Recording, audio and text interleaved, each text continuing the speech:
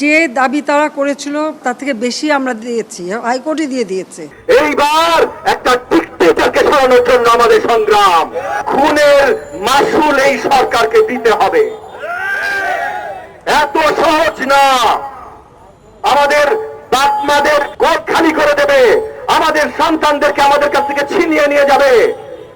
ছাত্র এই যে শিক্ষা প্রতিষ্ঠানগুলোতে নির্মম এরকম অত্যাচার চালাবে, রাতের আধারে হাসপাতালে আক্রমণ চালাবে, দিনের পর দিন এগুলা হবে আর আমরা চুপচাপ বসে সহ্য করব, এইটা সম্ভব না।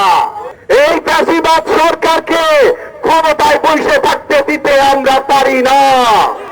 আমাদের বীর আবু সাইদের মতো বুক ছিঁড়ে দিয়ে দাঁড়াতে হবে।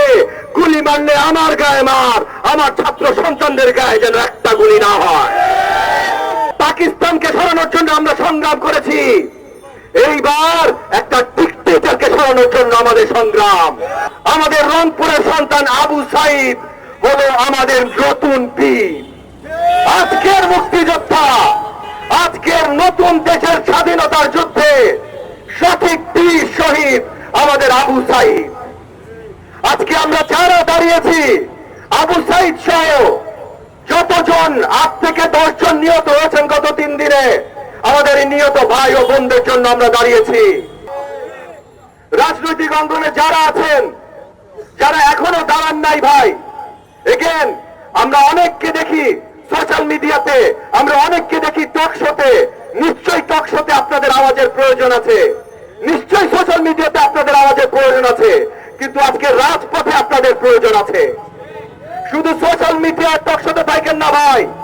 এই যে আজকে যেমন এমডিএম, এবি পার্টি, গণ অধিকার পরিষদ, মুসলিম লীগ আর অনেক পার্টি আমরা রাস্তায় নেমেছি।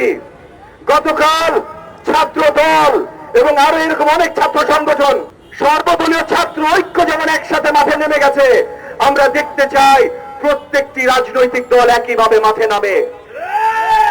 আপনারা ভুলে যাবেন না, এইটা কিন্তু আসলে আমরা সত্যিকারের সংগ্রামে নেমেছি এবং এইবারের সংগ্রাম অন্য কোন সংগ্রামের থেকে কম না ভাই। এবং এইবারের সংগ্রাম ইতিমধ্যে রক্ত ঝরানো শুরু হয়ে গেছে। আমাদের নিরীহ ছাত্র, আমাদের নিরীহ সন্তানের রক্তে অলরেডি এই দেশের মাটি রঞ্জিত হয়েছে। এইটা বৃথা যেতে দেয়া যাবে না। এই ফ্যাসিবাদ সরকারকে ক্ষমতায় বসে থাকতে দিতে আমরা পারি না।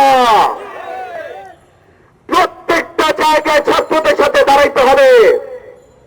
আমি শিক্ষক হিসেবে বলছি, আমি রাজনৈতিক কর্মী হিসেবে বলছি, আমি এই দেশের সন্তান হিসেবে বলছি, আমি মুক্তিযোদ্ধা পরিবারের সন্তান হিসেবে বলছি, এখন সময় ছাত্রদের সাথে দাঁড়াবার, এখন সময় ছাত্র তরুণদের পাশে দাঁড়াবার, এখন সময় আমাদের সবার আবু সাইদের মতো এই গুন্ডা বাহিনী, হেলমেট বাহিনীর সামনে তাদেরকে রুখে দেওয়ার জন্য দাঁড়াবার। প্রয়োজনে আমাদের বীর আবু সাইদের মতো বুক ছিঁড়ে দিয়ে দাঁড়াতে হবে। গুলি মারলে আমার গায়ে মার, আমার ছাত্র সন্তানদের গায়ে যেন একটা গুলি না হয়। এইবার আমাদের আসল স্বাধীনতার সংগ্রাম। এর আগে পাকিস্তানকে সরানোর জন্য আমরা সংগ্রাম করেছি, এইবার একটা ডিক্টেটরকে সরানোর জন্য আমাদের সংগ্রাম।